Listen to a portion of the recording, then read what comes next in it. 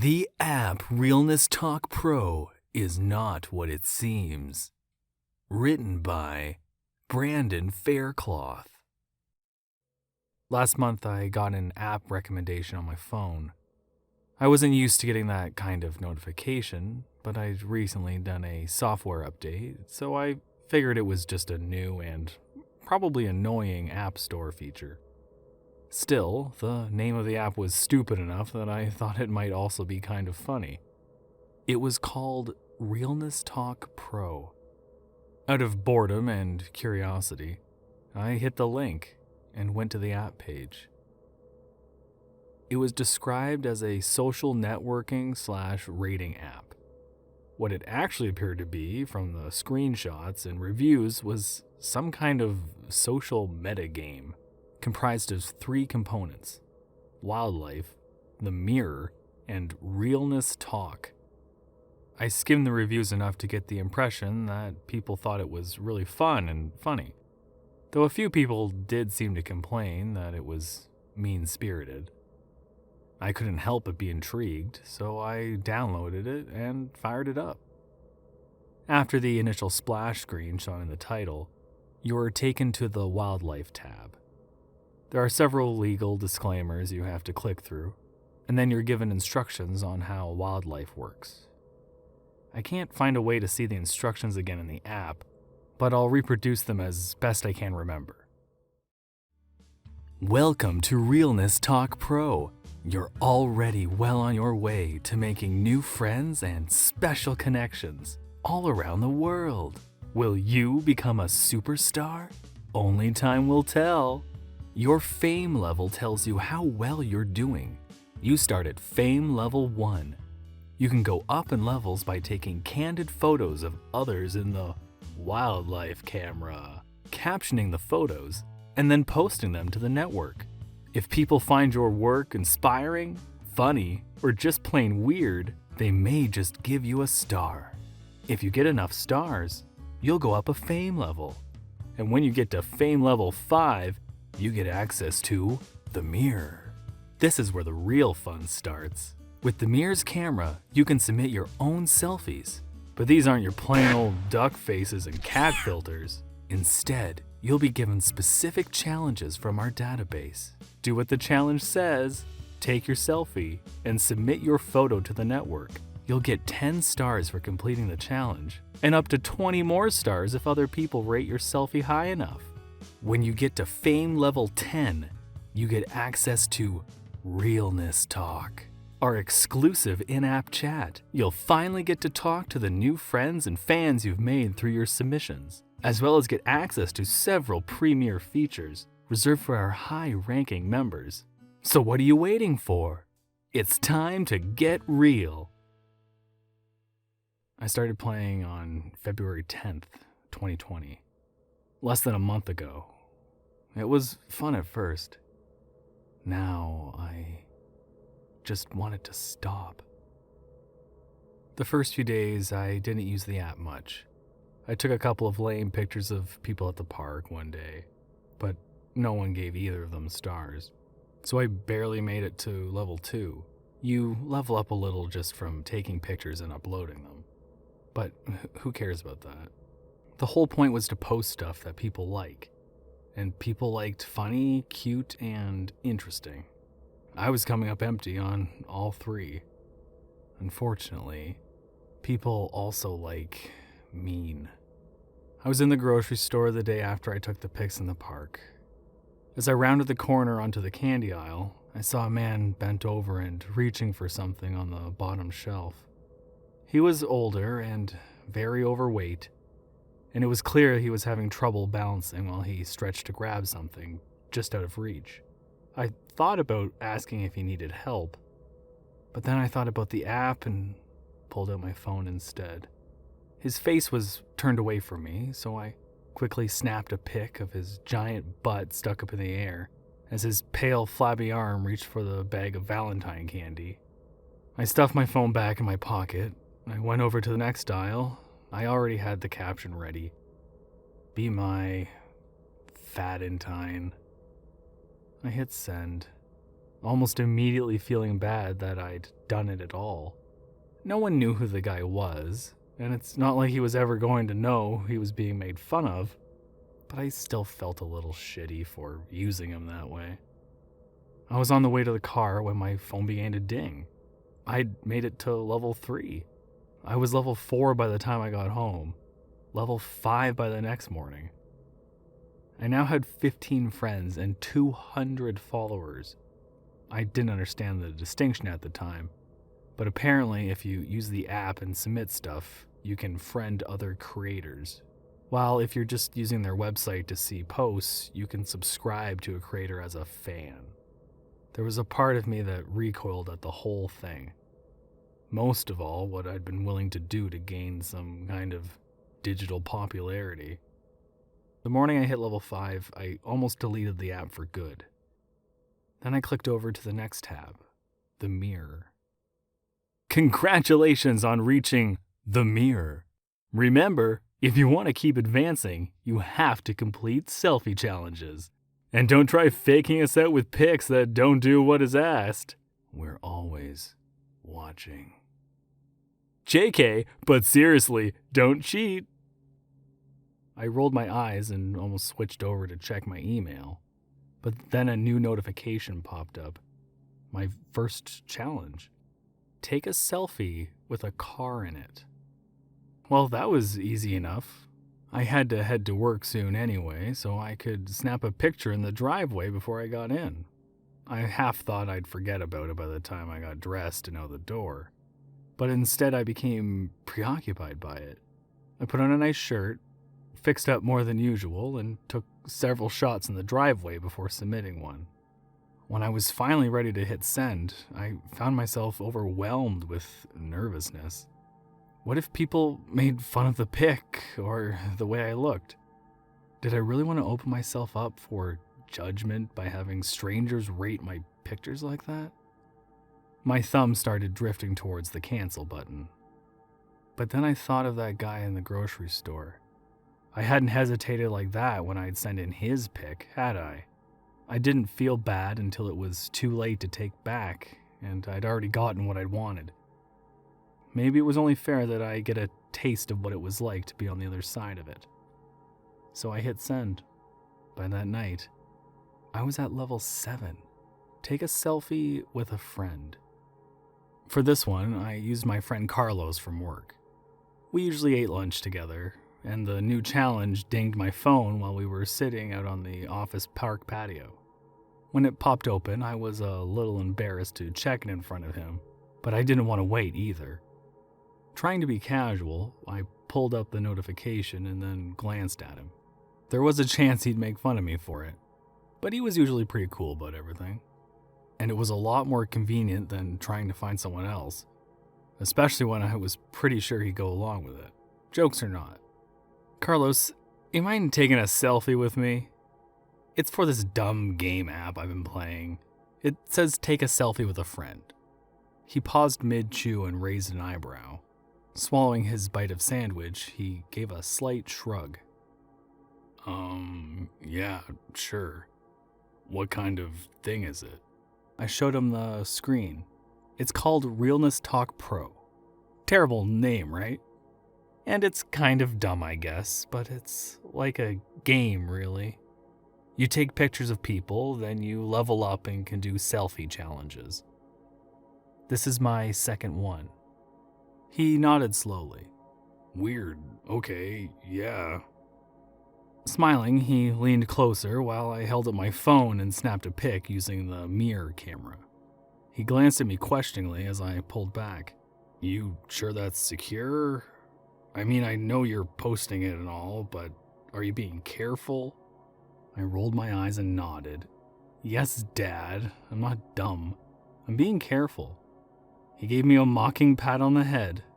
Just making sure. I don't want to be interviewed on one of those crime documentaries. Grinning, he started telling me about a movie he saw over the weekend, but I was only half paying attention. I'd already submitted the pic, and it had been approved. 10 stars. Before lunch was over, I'd already gotten 3 more from friends or fans. Then another 8 by that evening. which is enough to push me into fame level 10 and unlock Realness Talk. There was no further announcement this time, but the third tab lit up and I could now use the chat to talk with people in a variety of lobbies, including one that had already been created for me. When I realized I had my own chat lobby, I felt a swell of embarrassed panic. No one was going to come down there. No one wanted to talk to me. Sure, I had a few hundred fans now, but what were we going to talk about? Took a picture of a fat guy and my work friend. 5 friends joined the chat. 8 fans and 2 friends have joined the chat. 29 fans and 7 friends have joined the chat. By the end of the first hour, there were nearly 100 people in my personal chat room.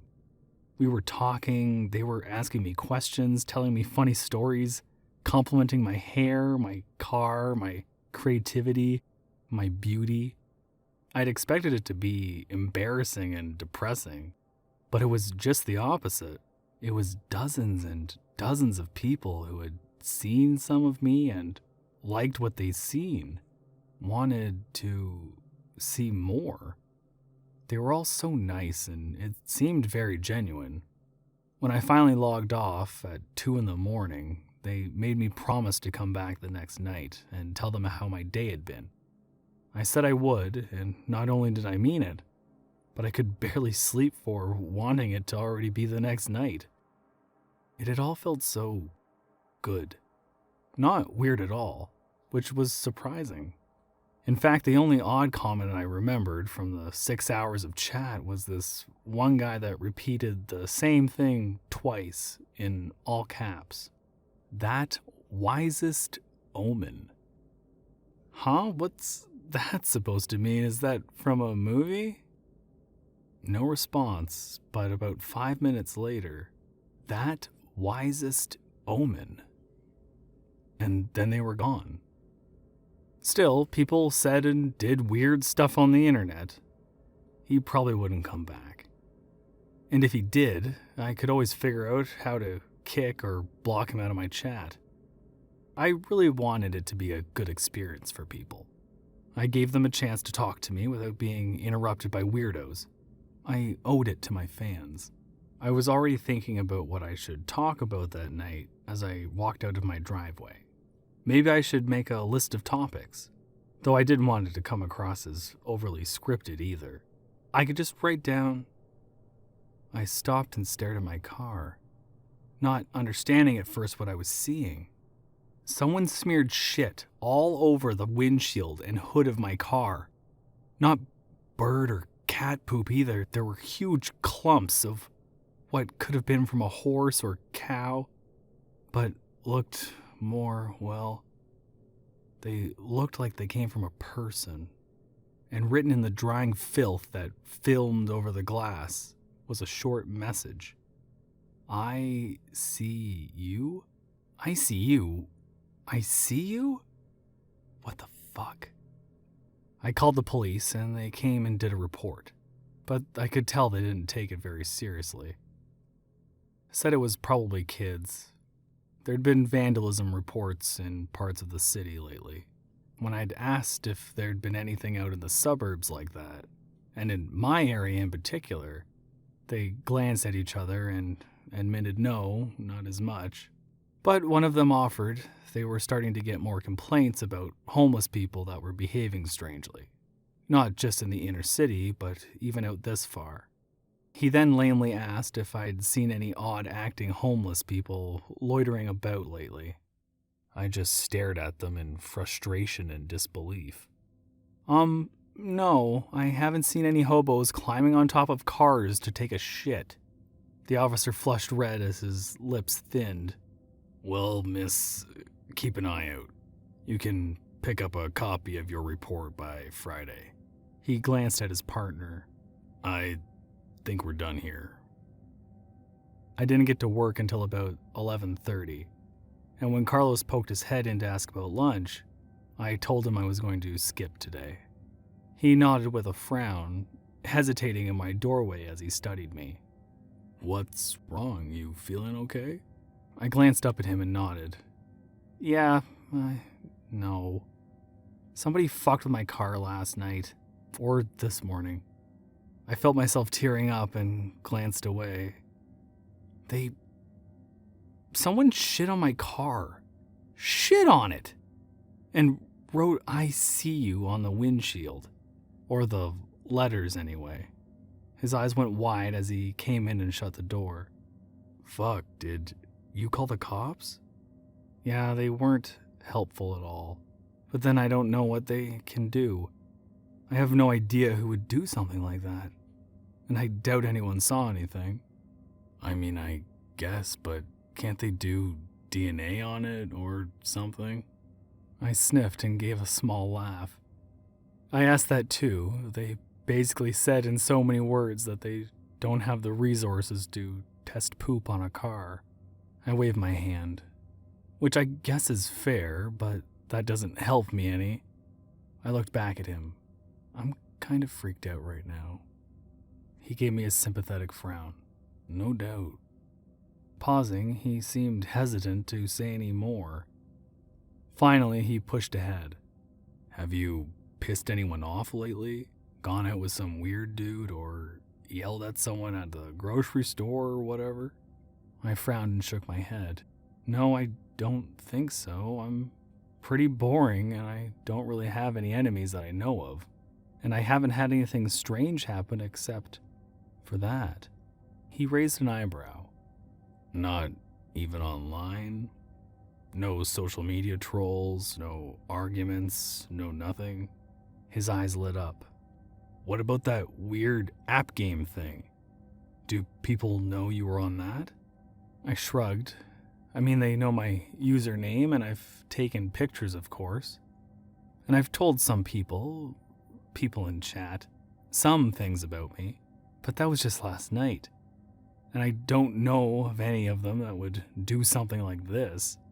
They've all been so nice. None of them have been weird, except this one guy that just yelled a couple of times and then signed off. Carlos looked concerned. What did the guy say? I shrugged. Something about an omen? Here, I think I saved the chat log. I pulled up the chat on my phone and handed it to Carlos. See, it's there at the top. And then he says the exact same thing again a few minutes later. It's all he ever said, but it's just weird nonsense. He looked at my phone for a few seconds before pulling out his own. Maybe, but let me check something. When he saw me staring at him, he added, I think it could be an anagram. I sat back in my chair.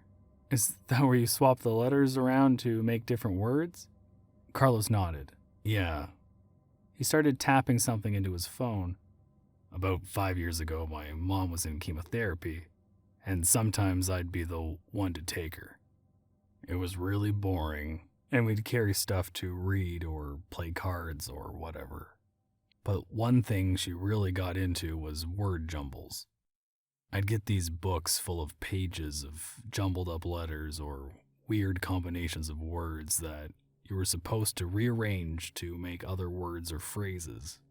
Sometimes it was just about seeing how many words you could make using all the letters. Other times it would be filling in blanks in a sentence, so you'd have to find a word or phrase that would make sense. He smiled a little at the memory, but I could see sadness on his face too. We never talked about it much, but I knew his mother had passed away before I met him. He blinked and shook his head. Anyway, not all the books had answers in the back, and for those I'd use this website that will show you anagrams for whatever you put in.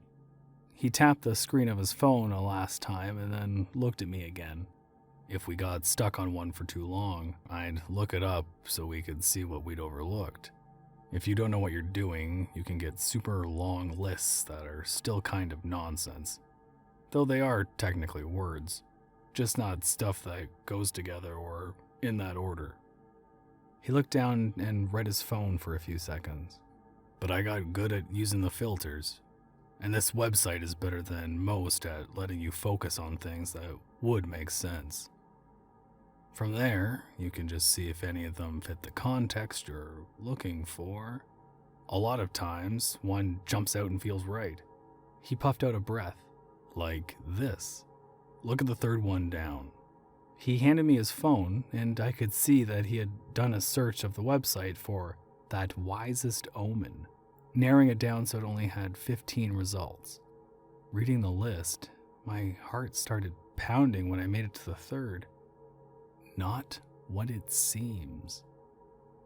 I looked back to him, my eyes wide. Not what it seems? You think someone's trying to warn me or something? He shrugged. I don't know, but it's creepy, right? And you don't know anyone else that might mess with you. I know it sounds far-fetched, but maybe it is someone connected to the app. He went back to poking at my phone. I mean, this thing doesn't even say what company makes it. The only credit I can find says database author Zephyr Toils. What does that even mean? Frowning, I shook my head. No, I think we're just seeing this because we're looking for a conspiracy. What about the first result? Eat wets inmost. Why can't it be an anagram of that? Or why does it have to be an anagram at all? It could just be some weird bullshit some kid said on a chat. And I was realizing I was yelling and made myself stop. Rubbing my face, I looked back at Carlos. Shit, I'm sorry. I'm freaked out and I shouldn't be taking it out on you. You're trying to help. He smiled at me. No worries, I get it. And I'm probably wrong. It's no great mystery. People vandalize stuff and do weird shit all the time. Just be careful, okay? Not saying to get paranoid, but just be careful. And anytime you want to talk about it, just know that I'm here to listen and give you weird theories, but it's probably nothing to worry about. I gave him a small laugh and nodded. I hope you're right. I was heading back to my car that afternoon when my phone dinged. When I saw it was a new mirror challenge, I felt my stomach twist slightly. Enough of that now. I stuffed the phone back in my purse and started driving home, determined I was going to leave my phone on silent for the rest of the night. Then I remembered the chat. I was supposed to be back on tonight. I could skip it, but if I didn't come back on when I promised I would, maybe people wouldn't show up the next time I got on. And if I was going to use the app tonight anyway, I might as well see what the challenge was. If it was easy enough, I might even be able to do it before I got home. It'd give me something fun to talk about tonight, if nothing else. Stopping at the next red light, I got my phone and read the challenge. Take a 5-minute video with the mirror camera outside of a hospital. Talk about dinosaurs. I laughed a little. It was dumb, but it was also harmless. I appreciated Carlos trying to help, but this silly app wasn't behind someone messing with my car. It was just goofy fun. And as luck would have it, I had to go by a hospital on my route home from work today. So, 15 minutes later, I was standing outside the main entrance of the county hospital, ignoring the odd looks I was getting as I rambled on about how stegosauruses had 2 brains, and how it was weird that people imagine dinosaurs with feathers now. I wanted to talk quietly, but to make sure I got the hospital and its name in the shot, I had to stand close to the circular driveway that people used for dropping off and picking up non-emergency patients, which meant that I was having to talk over cars' mufflers and people's idle chit-chat as they came to and fro. I was only 3 minutes in and running out of material, so I started talking about the old Jurassic Park movies versus the new ones. That's when the world exploded. An older sedan had been pulling around to the entrance when something heavy slammed onto its roof and caved it in. Glass sprayed out in every direction as the car's windows burst with a bang that mingled with the squeal of metal and plastic as the top of the car crumpled. This was followed by a second quieter bang as the car swerved into one of the cement columns outside the entrance. I looked down to see I was bleeding from several spots on my stomach and arms, and I had the cloudy thought that the glass made me look like an ice porcupine. I was giddy with shock for the moment, so instead of worrying about my injuries, I looked back up to see what had caused the car to crumple like an invisible giant had brought down its foot. That's when I saw another foot, this one dangling at an odd angle off the ragged ruin of the car's roof. I had time to recognize what I was seeing, and then I was falling, lost somewhere in the dark. "How are you feeling?" I glanced around the room, fighting my way out of the dim stupor I'd been in for the last 10 minutes or so. I was in a hospital room. A hospital bed. This woman, some nurse or doctor, had been checking my eyes and blood pressure, and now she was talking to me, asking how I was doing. How was I doing? I am okay. I'm still woozy, I think. What happened? The pleasant but detached smile fell from her face. "You were in an accident. Or you were next to one, at least. You got caught in the shrapnel, I guess." Her eyes widened some. "But don't worry, you'll be okay. It was mainly glass and plastic shards.